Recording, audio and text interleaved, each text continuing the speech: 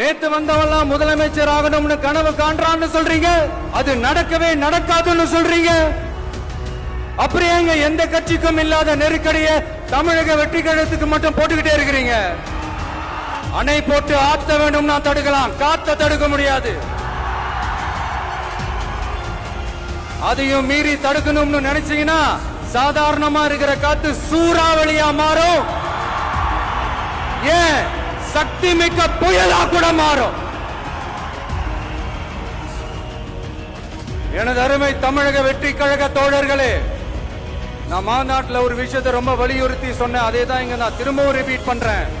இந்த மண் பிளவுவாத சக்திகளுக்கு எதிரான மண், சகோதரத்துவ மண், சமய நல்லிணக்கத்தை பேணும் சமூக நீதிக்கான மண்.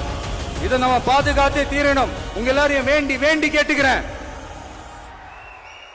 தமிழ்நாட்டிலிருந்து பல பகுதிகளிலிருந்து வர செய்திகள்லாம் கேட்கும் போது மன உளைச்சலையும் மன வேதனையும் தரதாகவே இருக்கு. சட்டம் ஒழுங்குன்னு ஒண்ணு இருக்கிறதாவே தெரியல. அதுக்கெல்லாம் இந்த கரப்ஷன் கபடதாரிகள் கவர்மெண்ட் தான் காரணம். இந்த நிலைமை மாறணும்.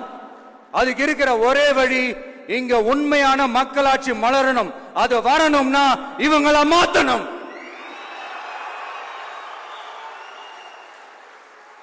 அதுக்கு என்ன வழி? அதுக்கு நாம என்ன செய்ய போறோம்? நம்மளுடைய தோழர்கள் டெய்லி மக்களை போய் பாருங்க, அவங்களோட பேசுங்க, ஒவ்வொரு தெருவுக்கும் போங்க, ஒவ்வொரு வீட்டுக்கும் போங்க, அவங்களோட பிரச்சனைகள் என்னன்னு கேளுங்க, அதை தீர்க்கிறதுக்கு என்ன வழின்னு யோசிங்க. அப்பதான் அவங்களுக்கு நம்ம மேல ஒரு நம்பிக்கை வரும்.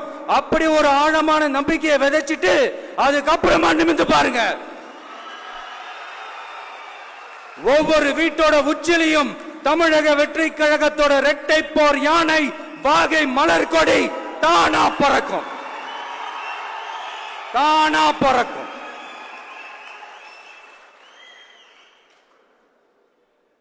மாண்புமிகு மன்னராட்சி முதல்வர் அவர்களே, உங்க ஆட்சியை பத்தி கேள்வி கேட்டா மட்டும் ஏன் சார் உங்களுக்கு இவ்வளவு கோபம் வருது? நீங்க ஒழுங்கா ஆட்சி நடத்திருந்தீங்கன்னா பெண்கள் பாதுகாப்பு ஒழுங்கா இருந்திருக்கும், சட்டம் ஒழுங்கு சரியா இருந்திருக்கும்.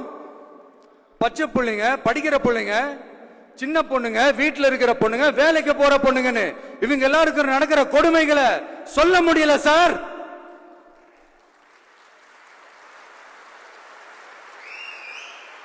இதுல வேற உங்களை அப்பான்னு வேற கூப்பிடுறாங்கன்னு சொல்றீங்க.